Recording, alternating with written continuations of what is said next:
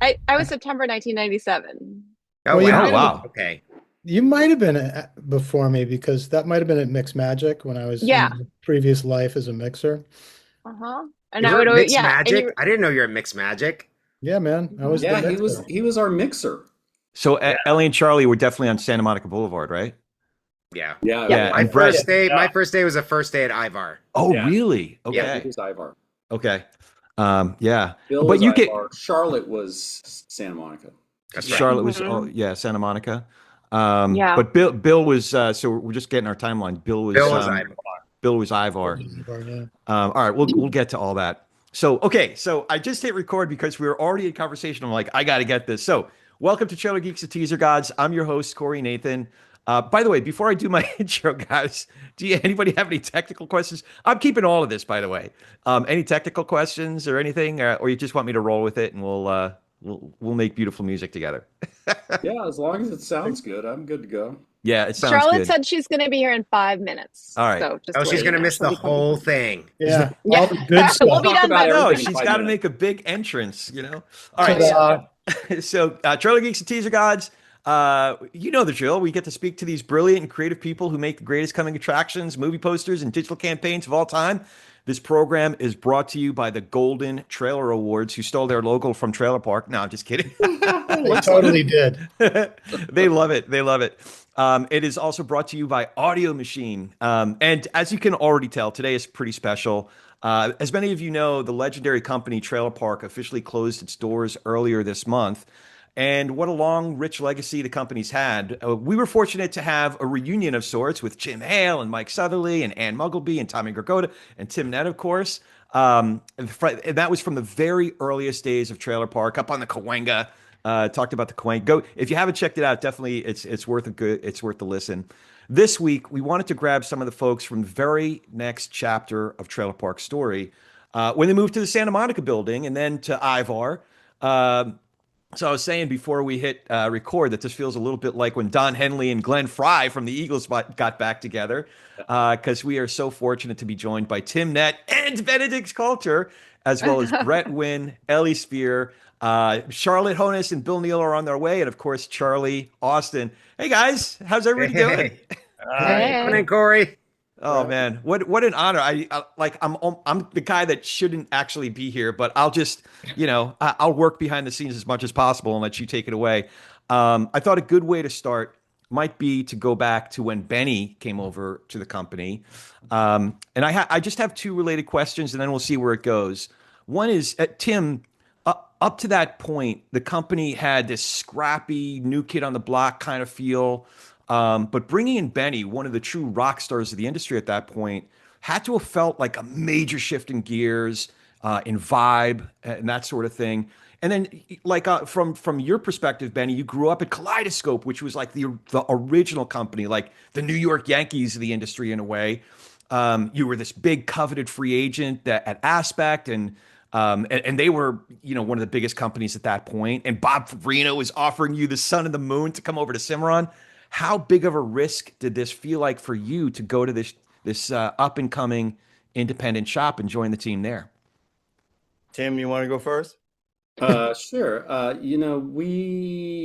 We had been talking to Benny. Jim and Benny had been working together at Aspect Ratio, and after Jim came over, he and Benny were talking about maybe Benny could come join us, or it was sort of a loose discussion. And as it went, and that went on for like 2 years, I feel like.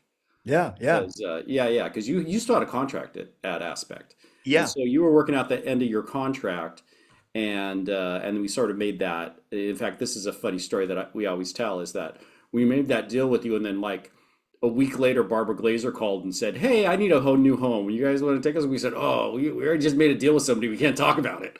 Oh man, wow, That's that right. would have been incredible. Yeah, no, actually, we talk about it all the time. We realized everything worked out the way it was supposed to, because Barbara and I ended up with the same clients, and it wouldn't have worked. And Ben and I had very different clients and very different style, and it actually, the universe worked out the way it was supposed to. But And you all yeah, ended up doing Picture Head together, so it worked out, in a yeah, different yeah, way. right, yeah.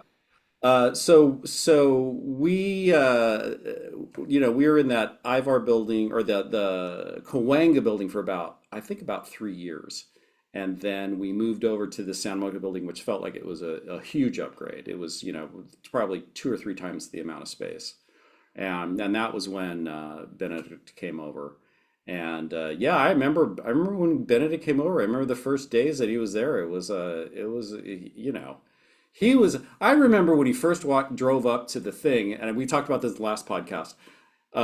He came over and he had like this big black BMW, and we were all just like, we were just getting started. We were young and broke and everything. We're all, oh, Benedict's rich, man. It's like the big time, So.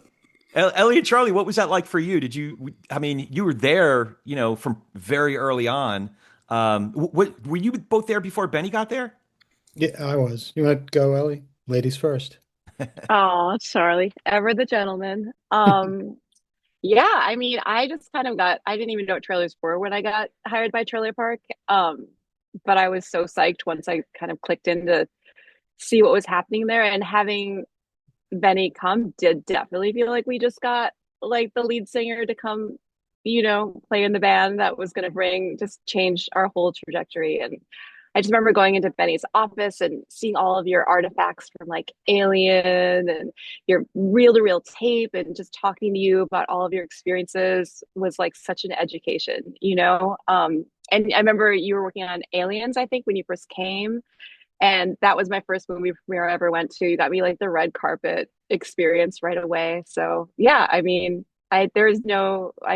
he's very intrinsically connected with my beginning of Trailer Park for sure. Actually, I want to ask you a question, Ellie, because I went away on vacation, Mm-hmm. and then I came back and you had been hired, and I was like, "What the?" Yeah, heck? it's true. And I went You're to like, Jim and I went, "You hired her?" And he goes, "She's just so great. We had to hire her." And he was right. He was absolutely correct. Well, they kept being like, "We'll keep you for a week and then we'll see." And Mike suddenly kept kind of messing with me and just being like, "I don't know if they're gonna keep you." Like, I just Oh, dude. I don't know. Oh, Mike. And I'm like, "Oh, they're gonna keep me." Sure, Charlie. We'll How did you when did you? So you came over you were doing something else before you got to the Yeah, editorial side, right? I was at Mix Magic, and I was a mixer in Trailer Park with my clients. And it was, when I started working with you guys, it was Tim, Jim, Tommy might have been a runner. I think I mixed his first spot, and I definitely mixed Southerly's first spot. It was like some Santa Claus movie. And then Mix Magic was kind of floundering, so I went to Trailer Park to set up a mix room, which we started to do, and then long story short, I accidentally cut something funny and we turned it into a TV spot, and then I magically became an editor. But Charlie, not only I don't want him to downplay a little bit. Not only did he mix the spots, but he was an intricate part of the creative part of those spots in the beginning. And we had this running joke where no matter what the spot was, we'd always put the anvil sound in it. We did. Wait, is that why that's in my Hot Chick trailer? Probably. It absolutely is. Yeah. Because it was always buried somewhere. He was an evil genius. Yeah. Didn't matter what. It could have been a drama, comedy, whatever. Charlie the Anvil. So you were there for a minute, and Benny came over. How did that feel to you? Did it feel like it was a vibe shift, or were you excited about like, oh man, we're in the big leagues now? Yeah, I don't know if it was a vibe shift, because I'd worked at Mix Magic as Benny was a client when he was at Kaleidoscope, with the long hair. Everybody had long hair then. And so it was like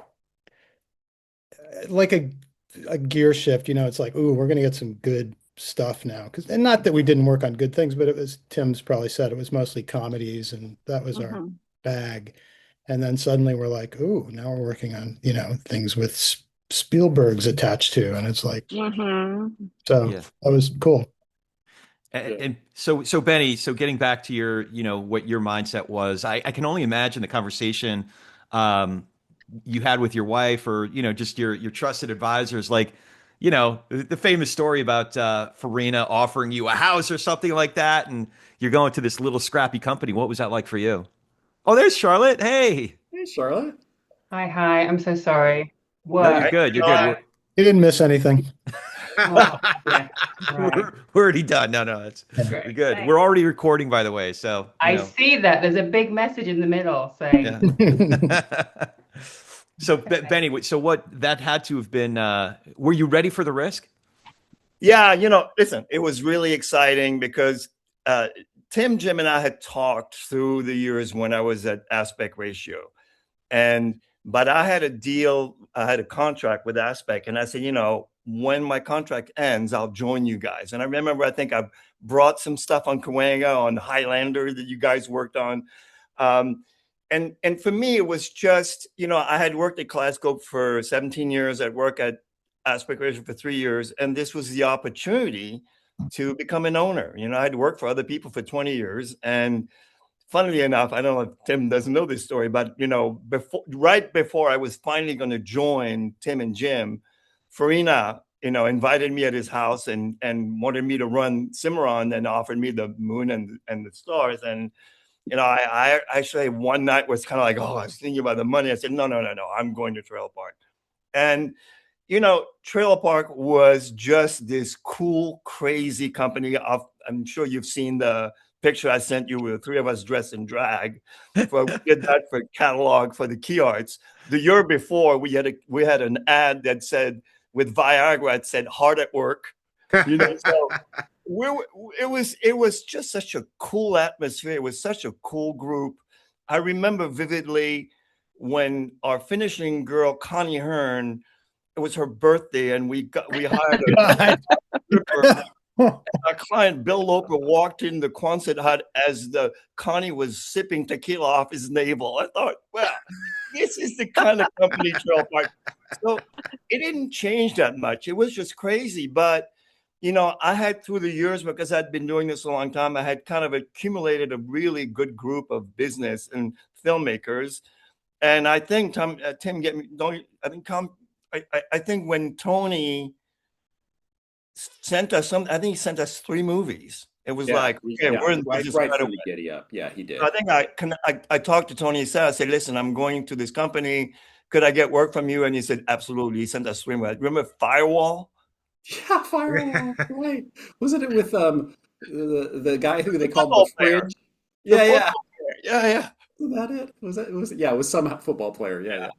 So it was great. It was, it was Howie Long? Wasn't it Howie Long? Howie Long. That's what that was it. It was everything I hoped for. It was just a great atmosphere. What a cool place, man. How wild it was. So, Charlotte, I want to make sure so you were already there when Benny got there, right? No. I remember I was at New Wave, and I remember Benny, I feel like maybe even the 3 of you came into New Wave one day. I think you would do it because they used to do mixes and things there, and you came in for Alien or something, or some like alien related thing. And I remember everyone was like, oh, Benny's here, Benny's like here. And it was like, who is it? I didn't even know who you were at this point. And I heard about you. Then I started hearing about you, and I knew about Trailer Park because I was hanging out with a lot of people who had worked at Aspect, and they, everyone knew everyone. All those companies we all worked together. So I'd heard a lot about Trailer Park, and then I started hearing about Benny and like his reputation. Anyway, it was just like this it was the place that I really wanted to go and work at. And I was so over the moon when they hired me. I don't know if any of you remember this, Charlie, you probably do because you were the one who had to deal with me, but they didn't have a room for me. So it used to be in the building we were in on Santa Monica. They had this sort of attic space where they kept all the tapes and everything. So I had a folding desk and a pair of headphones, and the desk like sagged in the middle because the Avid was so heavy. But I was so happy to be there, I didn't care. So I'm like in the middle of the vault with headphones on, cutting a trailer for How to Buy the Cow, that awful Ryan. His first movie, and I was so happy because I was just so happy to be there. That's the name of that movie. We were trying to remember. Yeah, we couldn't remember. Where he had the singing penis, right? I blocked that part out. I don't remember. All I remember is Ryan like basically naked in front of the mirror, just kind of like thrusting his hips around, and that's all I remember. I'm pretty sure you can't find that movie anymore. I was trying to find it. I would think he's probably paid I a think lot of he's money had it to hide scrubbed from the internet. From existence. So, Charlotte, you came from New Wave. Were you part of why Bill ended up coming over later on? Was I mean, no, that was I mean, yes, he came because I was there. He came. That's why everybody Told me he ended came up. because I was there. I don't Yeah. understand. Yeah. Um, uh, I I kind of I mean I remember the Santa Monica building obviously without Bill, but I don't remember Ivar ever without Bill. Like I don't remember what Yeah. point he came on. I mean, Bill and I obviously worked together for a long time.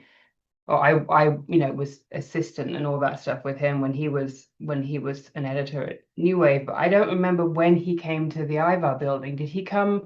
No, he never did Came come a to few the Ivar years building. later. Oh no, he Yeah, came to we the were Ivar there for a building, right? while, He but was it's like Ivar was at Santa I Monica. can't even that building without Bill Neal doesn't really like compute in my brain. Well, Like no, I mean, Bill Neal obviously belonged in that building because not only did he work at Trailer Park in that building, but then after yeah, he vacated the yeah. building, Right, He your just turn. never Billy left. Jones in that Yeah, it building. was weird because I went back to visit him one time and I think he was even still in the Same same room, right? or something, Yeah, and it yeah. was so bizarre He because worked it's in that building Bill longer doesn't than like any of change, us. really. yeah. That's right. Yeah, that's right. That's I was wondering. So when he gets here, I'm going to ask about that. How nerve-wracking, or maybe I should get Steven in to ask him because he would really know how nerve-wracking it was for Bill to make a change like that. So Brett, I remember this story, and I probably remember it completely wrong. It's a completely narcissistic way of me, or myopic way of me remembering it. I had a conversation with Tim and Benny very early on when we started working together about diversification. Mhm. And it was a long conversation, a series of conversations actually. And the conclusion that we came to was that we can either offer more service, different services to the clients that trust you the most. So we started talking about print. Or we can offer what you do really, really well to adjacent types of clients like broadcast or Right. Mike and Barbara got into games pretty early on.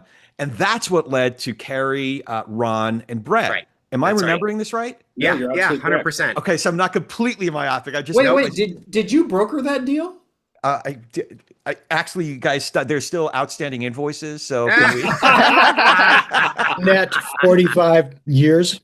Oh man, yeah, exactly. That would be about the ballpark for how the trailer industry is going these days, though, right? Right. No. Wah, wah. Yeah, no, that was right. Ron and Carrie and I were at a company called Studio City working on broadcast. And I remember Ron coming in and Ron, I think you guys were talking to Ron first and Ron and Carrie. And then Ron asked me if I would join them to come over. And what he didn't understand is that I loved films more than I loved broadcast. So my thing was like, I'll Oops. get into the movie business however I have to. So sure, you want me to bring me in for a broadcast? I'm there. Yeah, there you go. I can imagine the conversation, like if Carrie was a part of it in particular, because Carrie still talks the same way. Hey Brett, you're on Team Carrie, right? You're on Team Carrie, right? I got a big idea. Oh, I can only imagine how that went. So, but you guys opened up a whole other hallway in that building, if I remember correctly, right? Yeah, we took Another on wing. we moved to that building and we had enough to fill half of it and we were going to rent the other half out. And then we kept just going, I don't know, let's start a broadcast division. Then we fill that up and then let's start a print division and then we just I forgot. filled that up. So eventually the whole building was Although I think my first office was really small, as I crammed between two other offices on that first hallway. yeah. And the only reason I remember how small it was because at the point we were working on a hot chick, and I was out at a lunch with ABC, and you called and you said you have to come back right now, and I was like, I'm at a lunch with ABC, and like, well, Adam Sandler's on his way here. You better get back here right now. By the way, we're putting you in Ron's office, which is twice the size of your office. Right. No, this is Brett's office always, I swear. Yeah. I was like, where's the mouse? So, but you did end up working on more and more theatrical over time, right? Yeah, I mean, yeah, I got brought in to do broadcasts, and we started, and I think Nickelodeon was our first client with Eric Allen. That's right. And we started bringing in some work, and then the downtime, I think Tim came to me and said, "Hey, you want to work on Men in Black 2?" And I was like, "Do I ever?" I was like, That's and cut awesome. some spots for that, which led to a couple other things, and then ultimately the Hot Chick trailer. And then when that finished, I think Tim came in one day, is like, I don't know if you're gonna do broadcast anymore. Is that cool? Yeah. It So, was cool with you and it was cool with me. It was not cool. It was with not cool with Ron and Carrie. They were not happy That about was not good. that situation. But yeah. see, you recruited him from within the company. Like, so Yeah. sorry, this is how it goes. So Benny, you mentioned bringing in projects right away. What were some of those? What were some of those early titles that you brought in when you came over? God, I don't remember. I think, well, I remember I remember that Tony Saw movie Firewall. We had Alien Resurrections because I remember Jim did the graphics for the Alien Resurrection trail that I cut. I think we were on was a Michael Bay movie. Was No, it was Armageddon, right? Armageddon. Yeah, it was Armageddon, yeah. Armageddon, the Cider House Rules. I was doing a lot of Yeah, work with Amanda I remember Levin that. at Uh-huh. at Miramax. It was Miramax then. So we had a variety of stuff. You know, it We was were just doing Snow Falling on Cedars, I think, when I yes, we did Yeah. Snow Falling on Mhm. Cedars. Oh, But beautiful, I beautiful. remember also, I always remember that Charlotte cut the first Fast and Furious piece, the first teaser on that Yeah. franchise. And I remember saying, this movie's terrible. That'll be one and out. Like, what is it? Were there like 13 movies? They're like, oh, totally wrong. And it was blown away by her editing. It was like so kick-ass. It was unbelievable. But So do you remember that you guys said that you couldn't tell the client that a woman had cut it? You had to pretend someone else had cut it because you didn't think they is that would why they go called for you it? Charlie as well? They just said Charlie. Yeah, Charlie cut Yeah, it. it's Charlie. Yeah. That's funny. So that's a famous. So one of the most accomplished editors, he's still creative directing and cutting here and there. Is Chad Miller over at AV Squad? But that I forget if it was a teaser or the trailer, but that was like his breakthrough piece. Do you remember? Like, was it one of those things where who was it? Was it Abraham was the client on that, or was Frank the client on that one? The Fast and Furious piece, Charlotte. It was Fogelson, Adam Fogelson. Yeah, Adam Fogelson. Oh, we so we did the teaser. okay. Teaser, and I don't Very know if first you- piece. And he did the trailer, and then we all did the TV. Everyone did TV. Yeah. Remember when everyone used to do so much TV? That was Mhm. I love those those were good days. You know there are people. What is this TV you're talking? Exactly. There are people Everyone listening to knows this TV. TV. It's like a TV. What are we talking about? So Ellie, so you started there. You weren't an editor yet. You kind of came up through the ranks. Yeah, I came straight from college, and I was working at Victoria's Secret in the mall, I think, and I was like, this is not for me. I just had a film degree from college, and then I went through the phone book under editing, and I called every single one until I got to Trailer Park, and Anne Muggleby answered the phone, and she was like, wait, you want to edit? I was like, I do. She's like, please come tomorrow. I was like, I need more women. It was just like her and Melissa. She's like, I just come. I'm like, okay. But yeah, it was That's amazing. I I didn't know mean, that. it was a perfect melding of everything I loved, Yeah. and with people that were like family, that became my family Yeah. very quickly. So how did you like? You might have had the basics from having gone to film school, but how did you learn the art of trailer editing? Did you spend time in Benny's Bay, or were there other editors that you spent time God, with, or? Everybody taught me something different. Like Mike G taught me how to do a montage, That was Benny Mike's taught Oh my me. God, I can just imagine. Yeah. Blah, blah, blah, blah, blah, and then you three frames and then that and then the race and Tommy taught me humor, like comedy and music and sorry, hold on. And what else? Yeah, everybody just had something to tell me. Mike Southerly, yeah, sorry, my What kid did just tried Mike to teach steal you, it. Ellie? Mike Southerly just busted my balls all the time, and he really taught me to like toughen up, honestly.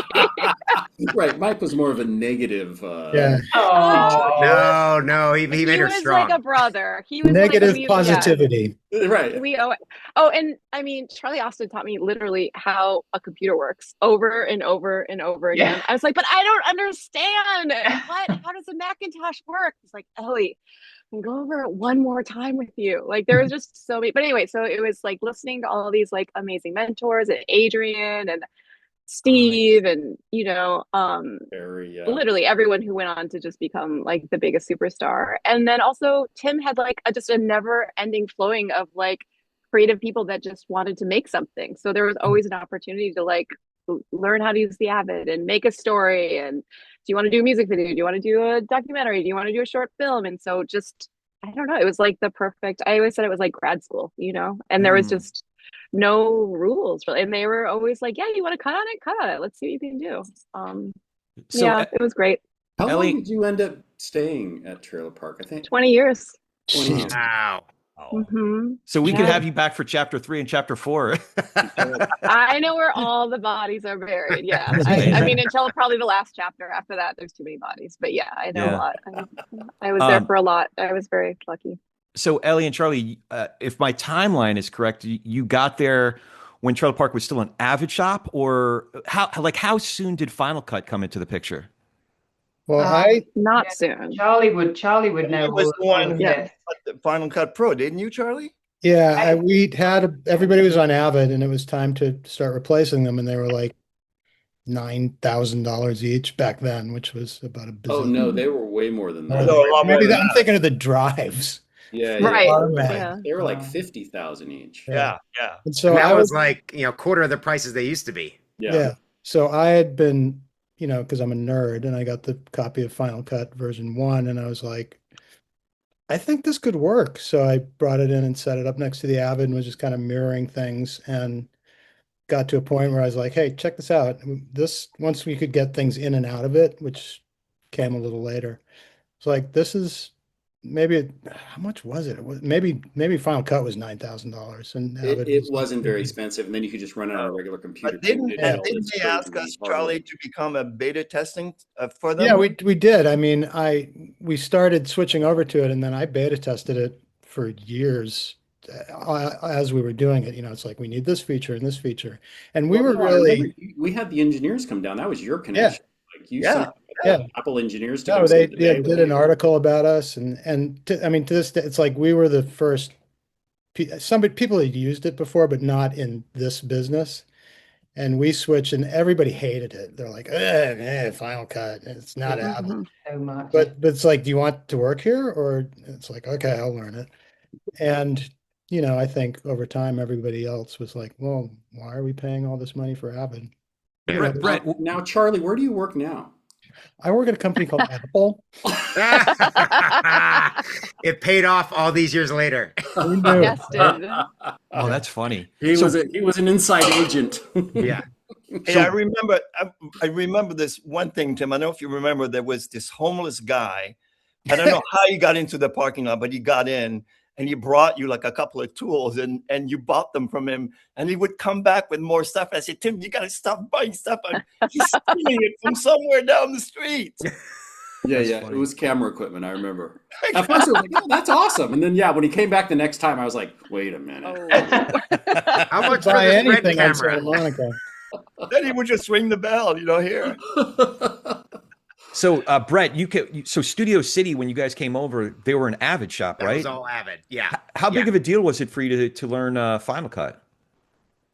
Day one, I was like, fuck this thing. What the hell? I can't get it to do what I want it to do. And why doesn't it work this way? And I like anything else, I feel like you just have to commit to using it. I feel like it took a couple days, and then by the end of the couple week, of days? A couple of days? couple of days. It Come on, wasn't why did it that take longer? Had JKL keys. What Yeah. else is there? Some of the keys were the same, but I do. And then the funny thing is, I'll never forget going back to Avid. I had to do a project on the Fox lot, and they were on Avid, and I had to use Avid, and I was like, what the fuck is this? Why does it not work? What do I have to drag this arrow just to click, and can I just click and drag something? Yeah. You started to see the real benefits of Final Cut. Oh, we drug everybody over to Final Cut kicking and screaming. Like everyone had both systems Yeah. on their desk, right? And it was like, It was- you guys can slowly transition. Yeah. No one. See, maybe transitioned. that's it. Maybe And that then was we just went and took the I Avid didn't have away. both Oh, systems. Yeah. I was in a bay with one system, Same. Avid to Final Cut, go. We were already fully Yeah. committed by the time Yeah. you showed up. Anything I could pick up and throw in my room, I was throwing shit around my room. I was so because I press a button, my whole timeline would disappear, and I was like, "What?" And I was cutting one thing on, and it was a nightmare. I still remember it vividly. How And then long they of were a so transition? smart, they made Final Cut X. How beautiful. How long Right. of a transition was that for you, Charlotte? About 15 years, I think. And the irony is I've been back on Avid for a couple of years, and I go in between Avid and Premiere all the time because I freelance. So every shop has different things, but I suppose it's good for my brain. Hmm. I'm doing right Words now. out, I'm doing Alzheimer's. Avid on Windows, which is a nightmare, and then Oh, Avid yeah. on Mac, and then whatever. It's stupid. So it's all stupid. So what were some of the campaigns? I would imagine, the folks that had been there for a while, from the Santa Monica Boulevard days to Ivar, there must have been these campaigns where you were like, oh yeah, now we're in the big leagues. I mean, Benny coming over is a big deal, and as a company was growing, but there had to have. What were some of the campaigns that you think of that you're like, oh man, we're in the thick of it now? I Mission remember when we Impossible. got Men in Black. I remember that being sort of Hmm. a like, oh well, now we're working on the real movies, because before it Hmm. was always not that the movies didn't perform well. I mean, like Beavis and Butthead performed very well, but it wasn't exactly prestigious. So yeah, we finally started working on some stuff like that, and then Benedict had his whole Oscar prestige movies. Mhm. Benny, did you get any resistance from you said Tony Selleck gave you a few shots right out of the gate. Were there certain clients or filmmakers that were like, Trailer Park? What the fuck is Trailer Park? No, because you know what? Everybody was so good that everything we sent out, they were like, "Wow, this is really good." So it was like it was not hard to go out and say, "Hey, can I work on this movie?" Because I really had backup. It was incredible, slate of editors. I mean, Mike G was like my go-to guy. He like got everything for me. But Adrian was incredible, and Charlie and Ellie. I mean, and the two Charlies. Even I remember Steve. There was such a Yeah. great team that it was not difficult, Hmm. and fortunately, we delivered. So we got a lot of stuff from Tony and we got a lot of stuff from Nancy Gallagher, and they were big movies. They were Hmm. big campaigns with huge TV campaigns, which were great. So we, between all the comedy stuff that Tim was doing, and then I was doing all the drama and action, we were a full service job, man. It was unbelievable. Yeah. So there were other companies that were really well established, and Trailer Park was still coming up and making a name for the company. Here on the West Coast, there was Aspect hit its stride already, but there was Kaleidoscope and Intralink on the East Coast. There was still Canoe and Company, or maybe they had turned to Geronimo at that point. But these Tony Silver was so well established back there. There were these really well established companies. What was Trailer Park doing differently that you were able to carve out not just a niche for yourself, but like I said, you at a certain point, late '90s, early 2000s, you all arrived in the big leagues with these long established shops. What was Trailer Park doing differently? The talent, And the culture. you Trailer know, the Park was fun, man. Yeah, Brett, Elliot, Charlotte, and Charlie were like, yeah, it was definitely the talent. I mean, I think we would take chances, Yeah. and just Yeah. like, hey, this is a great idea, and like, yeah, do it instead of like, Yeah. I don't know if the client will like it. It's like, no, good idea, go with it. Well, the other Yeah, you guys thing, let everybody go. Yeah. Yeah.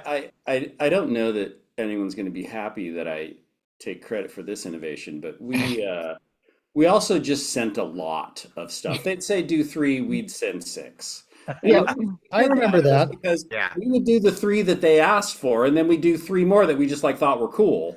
And Was then that where Matt Brubaker got that from? Is because Yeah. I was gonna say Like, Brubaker That's why came I'm oh, along. saying that, because God. I'll apparently see that your became the six. I'll culture. show Brubaker was that theory on steroids. Yeah, I'll show you 18. That's funny. But I mean, that's how you get the freedom to do all the stuff you want to do. Is you don't we're not charging them for it. It's like if you like it, buy it. But if not, no harm, no foul. I still live by that today. I'm like, do the one they asked for and then do the alt that you want to do. Yeah. Yeah. Mm. Mhm. And once in a while, they would buy the really cool one, the crazy Yep. one. I And feel like then- most of the time they Most of would. the time, Yeah. I think most of our awards are from spots they didn't ask for. Yeah. Hmm.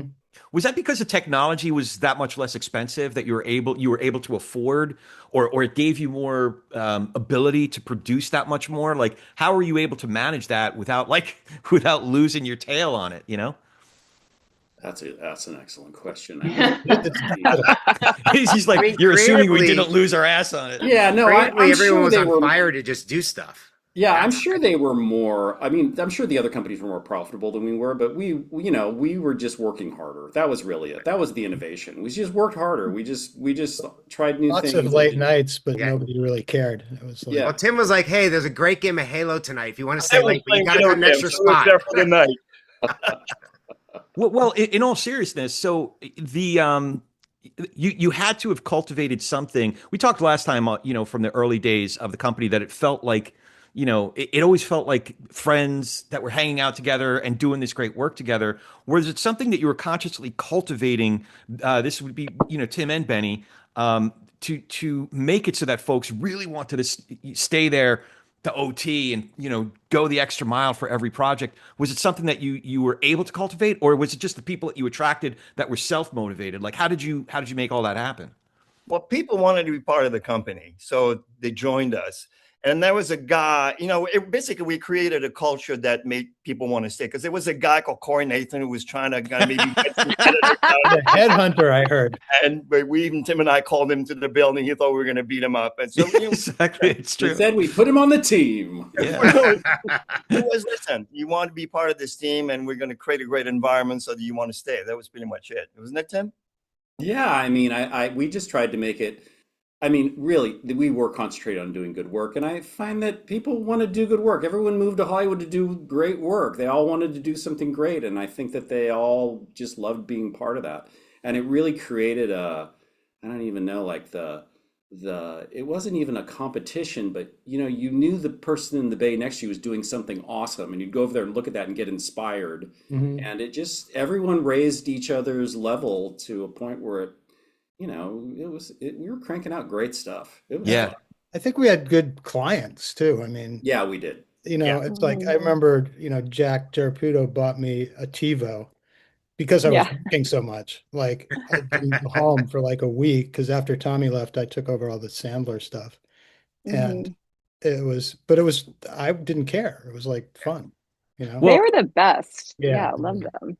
In all seriousness, I do remember trying to recruit Ellie and Charlie, and I forget if Charlie ever even returned my call. But then I remember also trying to recruit Charlotte later on, and Charlotte was like, "Oh, that's so nice of you to call. It's it's really lovely here. There's no need for us to she was nice about it, but it was like, oh, everybody's happy there. So it was an easy company to recruit for. And when I got to talk to other people about the possibility of going there, it was just a super easy job. But again, it was just something, part of it was the people that the team itself and the people that made up the team. But I always wondered, it couldn't have just been like having a ping pong table. Like it had to be something more conscious that you were cultivating. The trailer. It was the what? It was the Airstream. Yeah. The timeout booth. The writers room. In for like 10 years. Chris Connors was in there forever. Yeah, he was in there for a long time. I think it was just like a perfect mesh of people, right? I mean, like Ellie and I, like, it just was a perfect storm of all these people coming together at the same time. I mean, I have so much love and respect for that group of people. Yeah. That I don't know how you ever you just get lucky. I think a big part of it is just luck. The person. And I think just sorry. Great. No, go ahead. I was just saying, and I think that you were really good at giving us space to make those bonds too. Whereas, like, if we were all working so hard, like, you got us like a bus to Vegas, and you bought us all hotel rooms, and we went out all night just on your credit card, and we came home and we're like, cool, we're ready, let's go again. Like there was I can't even remember how many like great dinners you took us to, or events, or I don't know, there was just so much team building that it was like also pride, I think, that we had, that we were like, this is what we were creating, and it made you want to work harder. It never felt like forced team building, like you're all going to go and do exercises and catch each other when you fall, like all that. It was genuine, like fun. It was not corporate. It wasn't corporate, No. and you guys didn't feel like corporate bosses. It was like obviously you were our bosses, but it wasn't like we weren't terrified of you, or we couldn't collaborate or work with you. It was, you would drive us crazy, but we weren't like afraid of you or nervous to work with you. So it was very easy. No one was afraid of us. They would just tell us to fuck off constantly. Tim was just screaming all the time. I just love that you let us buy mini bikes to race in the parking lot. Oh my god! Oh my god! Shoulder injury from that. Sorry, Charlie crashed. This is crazy. We got to tell My this story. favorite is Benny on those bikes. Like, oh my god, his knees were at his ears. The helmet on. Yeah, the one who got the first. We bought these. I got the first bike on Hollywood Boulevard. On Hollywood Boulevard, there was that store up the street on Hollywood Boulevard. He came back with a bike, and then everybody bought one. we were racing each other in the parking lot. It was insane. We had a shed full of like 12 mini bikes, didn't we? Yes. It was like, Because the we set up parking lot was cones so and raised- big. What's that? The parking lot was so big that Yeah. and there were so few people in that building that there was a motocross, or not a motocross, a MotoGP course. I remember Bob Tripp and I riding down Hollywood Boulevard, and the police saw us and chased us around the corner, and we ran into the parking lot, threw the bikes down, and ran inside. Oh man. It wasn't me though; it was all Bob. Right. Right. Ellie, what was what was your first trailer finish? I think it was God. The first one that I was really proud of was Mean Girls, I think. Like that was one where I feel like yeah. a couple of Amazing. vendors like didn't get it, and then I think it was Tim was like, you will understand, take this. And I was like, I do understand. Like I can bring, sometimes you got an opportunity because you were a woman, and sometimes you got it just because like you knew you got that vein of whatever it is that they were trying to communicate. And I feel like that was an example of that. But yeah, I definitely did a lot of like the romances and the musicals and the lady movies. Did you have trouble the other way around? Did you have trouble getting on the other types of movies, or were you happy working on rom-coms and stuff? They would put you on whatever. I always I feel like a lot of times they would just give me the weird direction because I really like doing the weird direction, and anything that was like music based I always got into. It didn't matter what genre it was. Like that was kind of like where I really you had the like Shine a Light trailer with me. Oh, yeah, we did the Shine a Light. Yeah. That was yeah, really that was fun. cool too. Yeah. That was wonderful. Yeah, Yeah, Brett I don't and I know. were just reminiscing that we did the trailer on Idiocracy. I mean, the Oh yeah, documentary which we're called living in. It's all Idiocracy. good. It came to Yeah. fruition. It's a documentary. Remember, we thought it was so bad. We're like, what is this movie? There's no way. No one's gonna believe this could happen. Yeah. And yet Here we are. Here we are. Brett, how weird was it for you to be a client? Like, did you like start talking to, trying to pretend you were doing the Loper lunch with Benny or Tim, or like, was it weird No, for you to be on the other side for a while? I think I never let go of my roots of being where I was. I probably told the vendors too much information, to be honest. Because I was like, here, you guys should know this. I just came out of a meeting and all these people said all these things. These are all the things we wanted to know when we were in our edit bays. And but I remember at some point being there shortly after my stint, after I started, and watching Jim Gallagher and come out of a meeting, and he just got blasted in the meeting. And I walked out going, I never want that guy's job. And then I was like, what am I doing here? Yeah. It didn't last very long, did you? A year. Yeah. But I think I said to Dave I said, in like 3 months' time, I think I was like, I'm not ready to coach. I think I still want a quarterback. Oh, there you go. Did you work with Ellie or Charlotte or I'm sure you were in contact with Tim and Benny, right? But like, did you work with these guys? Sure. Yeah, 100%. I think the first campaigns were National Treasure 2 that I had at Disney, and Bolt and Swing Vote. Yeah, absolutely. So but Charlotte, it was so weird to see other shops. What's He's that? the worst kind of client because he was there going like, okay, here's the movie and here's who I want on it. That's right. I'll work with that one. Like he would go through and pick his editors and like tell us exactly. Oh man. So Charlotte and Ellie are eerily quiet right now. They're thinking to themselves, he was such a dick as a client. What was it like for you guys? I don't remember working on those movies. So I don't think I don't either. Blocked it So maybe out. we didn't. Yeah, you may have asked for us, but you didn't get us, Brett. Sorry. We were I don't remember doing a lot of Disney movies either. Yeah. I don't know. I don't think that was. No. I remember doing wasn't the genre. Shanghai Nights with Tim. Oh yeah. I did Shanghai Nights with Tim too. I remember that. I think we Remember all worked Jackie on that. Chan coming in Yeah. and Yeah. like getting to meet Jackie? Oh, I still tell that story. My kids are like, "What?" I was like, "Yeah, we talked." I will say that was back in the day when the celebrities came in. I mean, Adam Sandler Yeah. came in, Tom Tom Cruise came Cruise in, came right? in. Yeah. Mhm. Mike Oh yeah, Myers. Benny has the pictures for it. Yeah, That's right. Yeah, Benny has all the Mhm. pictures. Tom Cruise was there for like a month. And the That's right. clients He lived with us. The clients would Yeah. all come in. Like Tony would come in, and we had a back like staircase because you had the main front entrance, and then we had a staircase around the back. So if you came in the car park, you could park in the back and come through the back door. So all of a sudden, like Tony would walk into my room and shut the door and be like, "Don't tell anyone I'm here now. Can you make these changes?" And I'm like, "What? What do I do?" I'm like trying to call, and he's right there, like, and then yeah, clients would just sort of show up and hang out. They would just hang out because we had a little kitchen. Yeah. Then they would just sit there and have lunch and hang out. Yeah. So they liked it too. There was a lot of them that would come by and do that. We had a All right. margarita machine. Did have a margarita machine and I think that was helpful. wait, the soda machine gave beer, right? Had beer in it. Yeah. We did briefly have beer in the vending machine, but then I was informed that you can't sell alcohol. You can have it for free That's in the right. fridge, but you can't sell it. So we had. Hey, I want those quarters back, Tim. That's funny. All right, so we don't have to do this as a lightning round, but I do want to hear from everybody. Favorite campaign or trailer or even TV spot that you worked on during your time at Trailer Park? Hmm. Let's start with Charlie Austin. Yeah. God, I don't know. All the Sandler stuff was a blast. Even Little Nicky. Even Little Nicky. Oh, That's little great. Nicky. Oh, little Nicky. Yeah. Did you get to know those guys? yeah. Adam and Jack G and those guys? They would just hang out. I still have some remnants of Sandler's gifts. Is that where all the pot went? I was gonna say to put your weed. I don't know what you're talking about. Adam Sandler is not somebody that does that sort of thing. Absolutely not. Ellie, what comes to mind for you? You know what? It's weird. I mean, I was there for 20 years, so You have lots of babies. I have so many. I mean, I love doing the documentaries like the Shine a Light and God Grew Tired of Us. I loved Fame and Sex in the City. Like those were cool. Like it was cool to like pick music for a trailer and then you see it in the movie and you're like, oh, cool. Like this is rippling, you know.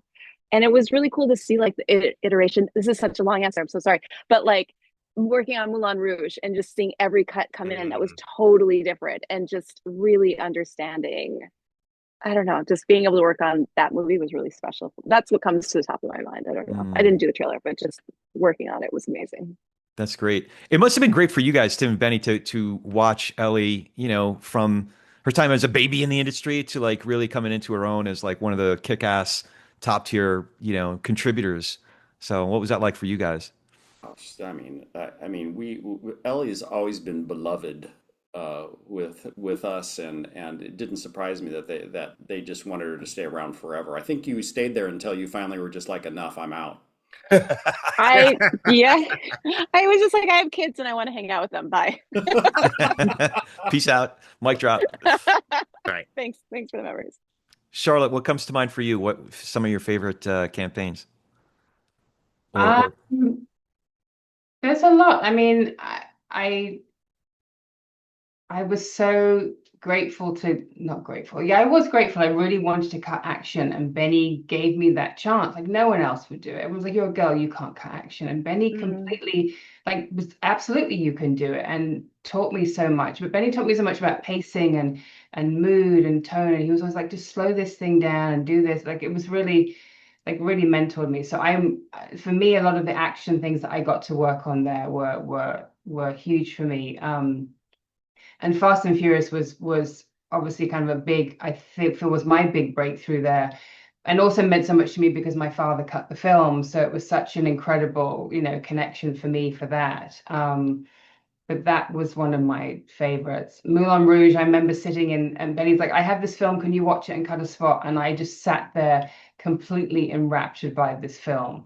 But then I ended up dancing to one of the songs at my wedding for it. Like I can love that film. That was one of those things where you get to watch a film and it was just, it was kind of an incredible moment for that. And then there was things like, The Day After Tomorrow and Finding Neverland and all these great early films that we got to do. So, I mean, it was, I don't know, we did a lot of things over the years, but those are a couple that stand out. Did Peter ever come visit you at the shop? Who? Did your dad ever come visit you at the shop? I don't think he ever came in. No, I don't think he did. I would go see him, but I don't think he came into work. That had to have been a little bit intimidating for you guys, right?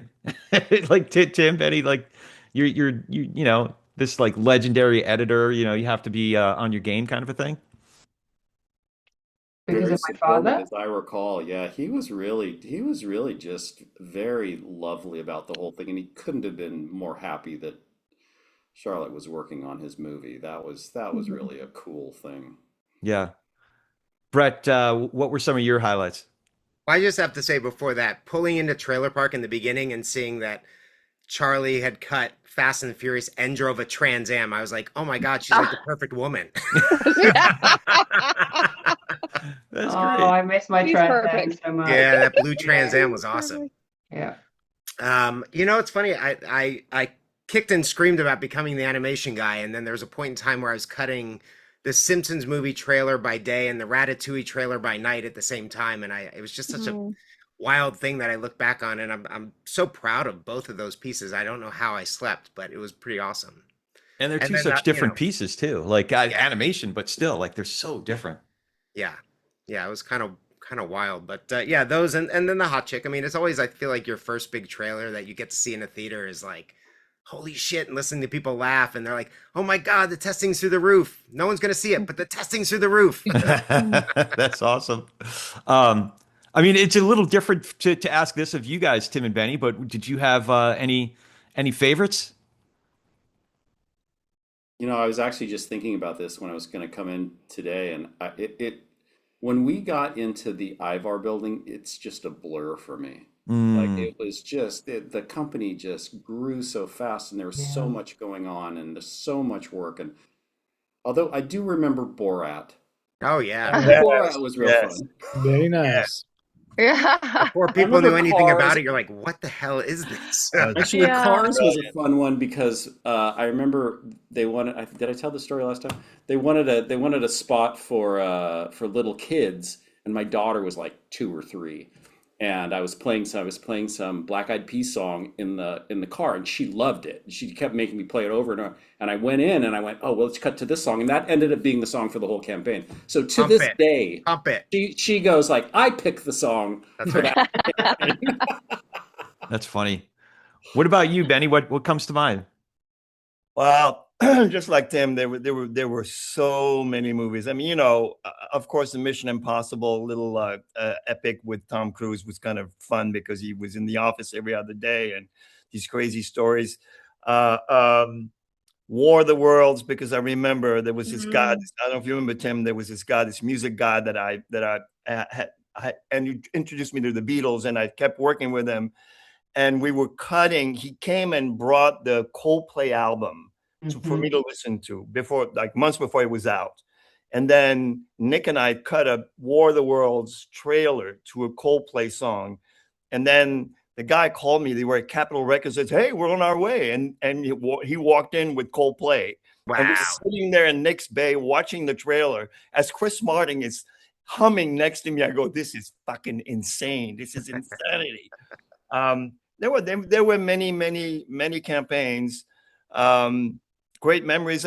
What was amazing to me between Tim and uh, I still to this day believe that Tim was the greatest comedy producer ever. He was so good at it, and I was really good at action and drama. So we were a great combination, and we did about the same amount of business. And I think why Trailer Park stayed what it was and we stayed at the top is because besides having great talent, we had created an environment where remember one guy we almost hired and we ended up in a lawsuit with Ron about it, where he would not have fit in. So we always made an effort to add a person in the family that was going to be a good addition to the family.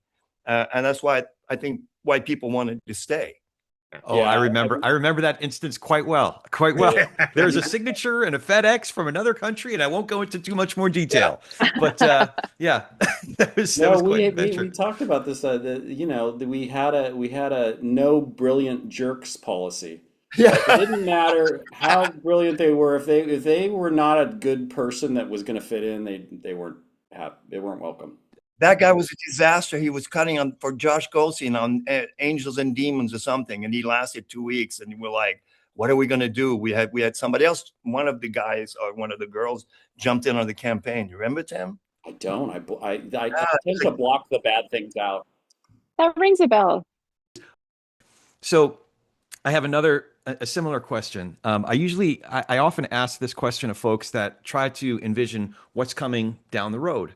Like prognosticate about how the business is evolving and where you see things going in a year, 3 years, or 5. But you all have this wonderful rear view mirror of sorts that gives us such an interesting perspective. What do you think are some of the biggest changes that have occurred since you first got to Trailer Park or since you first moved to Ivar? Maybe I'll go in, Benny, you and I have talked a little bit about this. So why don't I go in sort of reverse order? What comes to mind for you? For me? Yeah. Well, listen, I think when we started Trailer Park, there were maybe 10 companies at the most in the industry. Now there's probably, I would say, at 50. So a lot more work was available to us. And as Tim mentioned before, it was great when you had a campaign on a big campaign and you got the teaser trailer and you got the whole slew of TV spots that generated whole lot of income. So it was just a lot more to work with, a lot more money to go around. Even now when you work with streamers, streamers do a couple of spots, 230s and a 15, and they're done. So it's a very different industry. It's more challenging. There's plenty of work, but there's a lot more people doing it, and there's a lot more competition. And as you know, some of the clients are not around anymore, but some of the clients at the studios would hire 8 to 10 companies. You'd go on this call and you'd see, okay, everybody else. So to finish a trailer would be like, ending up in the NBA finals. You're bloody. You finally made it to the finals and you don't make it because there was a piece of music that somebody else liked better. So it's a lot more challenging. It was a lot easier during the Trailer Park days. That I can tell you. Yeah. Can I interject for a second? Because I feel like Trailer Park created like half of those new vendors. Exactly. All these great people came out, and you have Wild Card, and you have Motive, and you had Happy Hour for a while, and you had, we Refinery, and now Rave. I mean, it's just amazing that you spawned such amazing people that went off to do incredible things. So I mean, it's a testament to you guys because we all try to emulate what you created. Well, Benny, you seem to have captured an important essence with what you're doing now with Max and the whole team at Rebel, where it's such like you stripped it down to the essence, it's all about the creative. So that must be something that you learned during your time at Trailer Park, what really worked and, what didn't, and take the best parts and, set aside the rest, right? Yeah, it's funny because after we sadly sold Trailer Park and moved on. For years, I tried to recreate the magic that I experienced with this wonderful group of people. And it took a long time until finally, with this new group, I've been able to do that. So it's all about the personalities and the talent. And, these are the fondest memories. I mean, I was just, sad to see even the sign on top of the Hollywood Boulevard building is fading away. It's like, it's so sad. But great memories with the most talented and most fun people. I mean, we had some crazy time, man. Crazy times. I want to hear from everybody else because you all come from very different perspectives at this stage of your life and careers. Charlotte, you're still cutting. A couple of you guys have your hands in it, but in different ways. So, Tim, when you look back at let's take it from the day that you moved into Ivar and what the business was like at that point. How do you see how the business has evolved since then?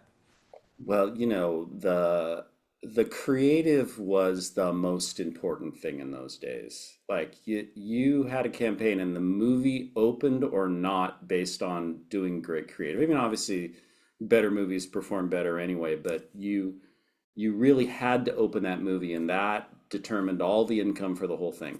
Now in the streaming world, it's not as critical that the movie opens, right? So it's not like the same stakes. And it was fun having those stakes. It was fun like creating this thing and then when it opened, you really felt like you really accomplished something. I mean, you did. It's just a different thing now. It's a more diffuse sort of creative business. What do you think, Ellie? From when you first joined the company, or maybe from when you first got your first finish, How had Mhm. things evolved? Well, I'm not in the business anymore, so I can't really speak to what it's like now. I guess I've switched over to the other side where I'm just like a fan. And for me, I think what's interesting is to see my kids come to me with an edit that they saw on TikTok and like how inspired they are. And then they'll show it to me and I'm like, that's a great edit. Like what some random guy in some random state just like made that on CapCut or whatever. And so I guess I just see, I feel like I used to do something very niche. And now it's become something that people can express their love of movies, you know, on their own, in their own way. And I guess I feel like, I don't know. I don't know if I feel like sad about that or like happy that people can like harness that feeling of like when you match the perfect music with the perfect image and like I get to share that feeling or if it feels like less special. I don't Mm, know. I don't know how I feel about it. But anyway, that seems to be the big thing I've noticed. And yeah, just how few big movies come out. Like I don't know who worked on the Odyssey, but like wow, that must have been so cool. Like there must be so few options to really have that like that meaty hand in what you're creating. yeah, yeah. Um, yeah, there were some great people working on that campaign, um, and a lot of which didn't get finished, but were great contributions. Hearing it from the folks Hmm. at Universal, so many deliverables on the print campaign too, for that matter. So Hmm. yeah, Odyssey can give us some hope about people still want to Yeah. go to the seat of the movies. Hmm. So yeah, the answer doesn't necessarily have to be rueful, or melancholy. Yeah. It can be like, oh, this is really cool. Charlie, you're sitting in a different chair these days. Well, what's your perspective on how the business has evolved? Charlie, me? Yeah, yeah, Charlie. I'll say Charlotte. So to That's make the fine. distinction there. I think, we were just a ragtag group of ne'er-do-wells. Um, I think, it's been captured here before. I think this, I feel like the same thing has happened to this business that's happened to the music business and print before that, where it's just, and maybe it's our fault or Apple's fault for making Final Cut, but it's more accessible to everybody. And it's turned into like you can go to college and learn trailer editing. We were just making it up, you Yeah, know, and I yeah, think it's it's good and bad. I mean, it's good because there's just so much, like Ellie said, there's so much more stuff. I mean, you can anybody can, my wife's cutting things on CapCut and I'm like looking at them going like, that's pretty good. you know, Yeah. Yeah. and so yeah, I think it's more democratized and that's good in some ways than not good in other ways. yeah. And Charlotte, you're still at it. You're still cutting. So Still in what's the your perspective? trenches. By the way, Charlotte, incredible campaign on Digger. Oh, Mm, Unbelievable. yeah. I mean, thank you. So I feel for me, it hasn't changed at all because I'm still like deep in the trenches. I'm very grateful to have been on it. But yeah, it's I don't know. I feel that for me, I suppose because I predominantly do trailers, I don't do a huge amount of TV work and I don't miss it because I find that to be such a grind. But it's still for me, it's still the same. It's still, you need a trailer with a great story and a great piece of music and something to, as Benny always said, you've got to hook them in the first few seconds. Something has to happen. You've got to really grab them in the beginning.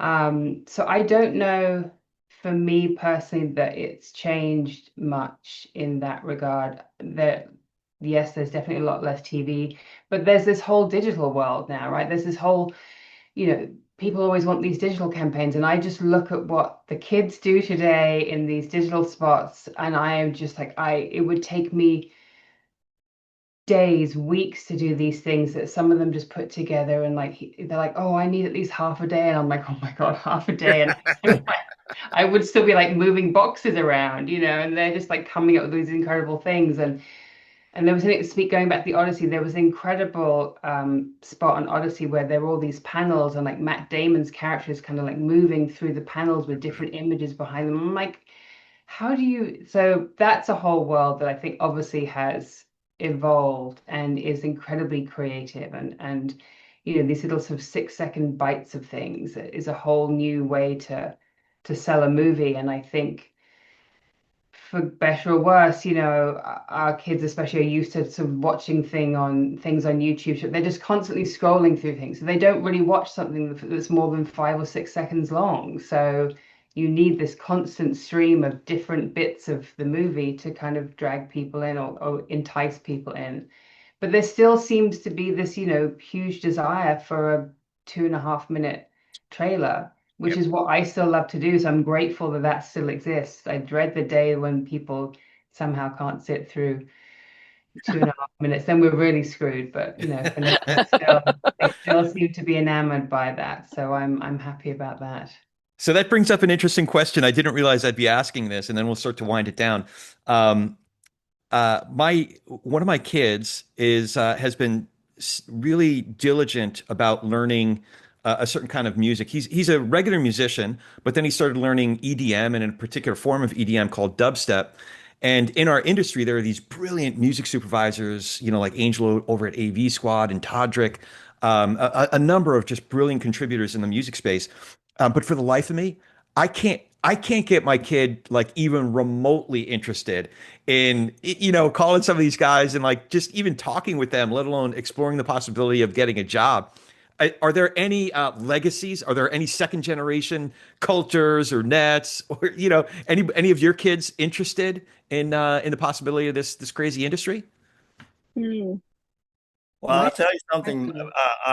My daughter, who's 24, has an incredible playlist. Every time I go visit her in Texas and we drive around, I go, wow, what is this? So I actually, I have a couple of times picked a song that she was playing on her playlist and cut something to it. So, and my youngest son, who's 21, and is also really pretty much all over the place. He loves jazz. And so they definitely introduced me to stuff that I don't know. So, I don't know if they're going to follow in the footsteps, but there's another generation with really interesting ideas and sounds and approaches. Mhm. But I don't think you got a chance to ask Brett. Brett, yeah. I'm not going to let you off the hook, Brett. I want to hear you. Yeah. It's you guys. I mean, those all the answers that I think I was thinking. The thing that I was just thinking about today is, so much of the culture was built from being in office. And for me, the biggest change in our industry is we just don't have those late nights, and you kind of go through the trenches in office together, and you order in food, and you have these late nights, and some of that bonding that happened from being actually in office. I think COVID really kind of crushed that. And in the beginning of COVID, like, oh my God, it's amazing. I can have dinner with my family now and I can do all these great things. But circling back, I actually really miss those times where we roll up our sleeves with everybody and stay late. And, they say when you go to war together, these bonds form, that it's just tougher to form in the industry the way it is today. It's just a different environment.